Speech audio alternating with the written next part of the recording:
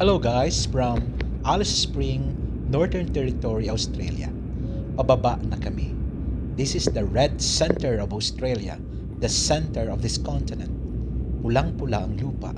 Makikita naman po ninyo. Sabi kong ganyan, exciting. Pero why is it foggy? I thought it's raining. Pero wala namang kaming turbulence. Ah, it must be from the bushfire. Ito kasi ang typical climate thing sa lugar na ito. Pero ngayon ay spring at malapit na uli ang summer. Ang summer ay napakainit. Touchdown Alice Spring. It's nice to see you again, Northern Territory. Ang galing ng Qantas. Dati akala ko Qantas ang wording, yun pala yung Qantas with the kangaroo on its tail wing. I love the silence here. Ito yung pinapangarap ko na balikan since the days na Michael brings me in this territory. Pero sa Darwin kami, but this is the center. Alam nyo ba, ang pinakamalapit na city dito sa lugar na ito ay matatagpuan 1,500 kilometers away. Parang mula sa Manila, Davao pa ang pinakamalapit na city. Kindly imagine how big, how huge ito pong territory na ito. Yan yung mga hangar na nakikita ninyo. May international at may local, pero wala dito yung mga tinatawag nating bridge papunta doon sa pinaka terminal station. Kailangan bababa ka, maglalakad ka. Hapon na ito, napakaganda ng sun. At nakakuha sa aking atensyon yung pagkakapark ng mga eroplano. Eroplano sa desert. Walang typhoon dito. Kaya daw nung panahon ng pandemic, dito ipinarada ang maraming mga eroplano kasi safe sila at less ang maintenance. Balikan ko lang uli, no? Yung pagbaba namin. I love the landing spirit. The spirit of Australia. Sabi nga po ng Qantas sa kanilang mga ads. Parang kakanta ako, no? On the wings of love, no? Pero smooth, sabi ko, ano itong dilim na ito? I thought it's rain. But again, it's the smoke coming from the fires of the forest, bushfire. Talagang nasusunog ang gubat, no? Lalo na yung mga damo na yon. Pero hindi naman naaapektuhan yung mga main trees. Pero kung minsan sinasadya din, yan nga pala ang loob ng Qantas. Very friendly ang mga chairs. Very spacious, no? At may siniserve na pagkain. O ako'y sa dulo. Pakit muna. Tago. Mababait. Puro mga bata yung nasa likod. Kaya, yan yun. Talaga naman.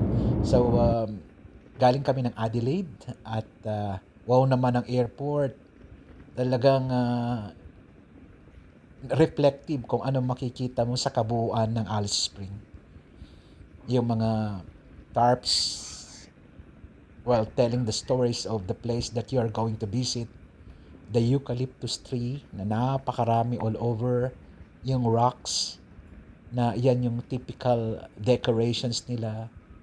At hindi ko alam, si Renan at Karen, nakikita na ako from that window, no? Sa arrival section. Yan yung arrival section ng Qantas. Nandyan yung symbols ng mga hayop. Yung kangaroo. Yung isa pa na paborito namin. At kukunin mo ang baggage mo dyan. Di ba friendly, no? With the carpet. Ayan kami. Hi!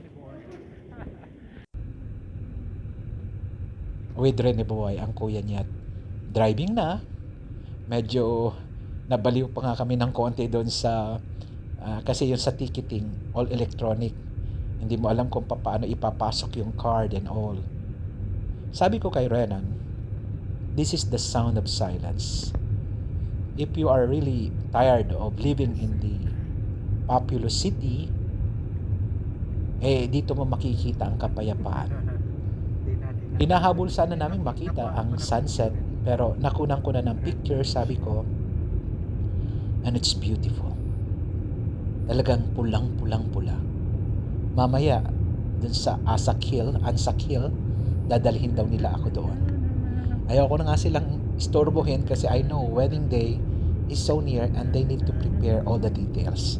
Sabi ko, iwanan nyo muna ako and marami tayo na pag-grocery. May Let nagpatulong me sa akin. have my time here. Ito yung ano, Kayo yung din. pinaka, Ayan nga pala yung popular na pinagpipicture and I hope I can drop by there these days. Yung pinaka-signature ng Alice Spring. So, eucalyptus all over. Baka may nagja-jogging pa. Ngayon ko lang napansin nung ako'y nagre-review ng video ko. We're talking about the fires. Well, ang forest fires ng Northern Australia ay nangyari noong 2009. The Black Saturday fire na may 173 na namatay. These days, kasi kung minsan kailangan din nila magsunog kasi pag hindi nasunog, yung masusunog at umabot ng summertime, mas malaki ang sunog, no? Ang pagsusunog ay may control din, pagko-control na they need to lessen the potential hazard. Itong bundok na ito na makikita mo sa Anzac Hill, parang sila lang yung open na lagusan. Hindi naman sila binutas ng tao. Basta ang nature, gumawa din siya ng way para merong dadaanan, makikita mo yan. Pero yung mga katabing mga hills na yan, connecting. Kaya ang galing ng nature. This is the outback capital of the world, of Australia. Kala mo dry na dry, pero paglabas Dahil sa lamig. Nag-add na lang ako ng video, nabitin kasi ako. Pero guys, thank you and please keep on following me as I have my journey in the Alice Spring. Thank you guys. God bless.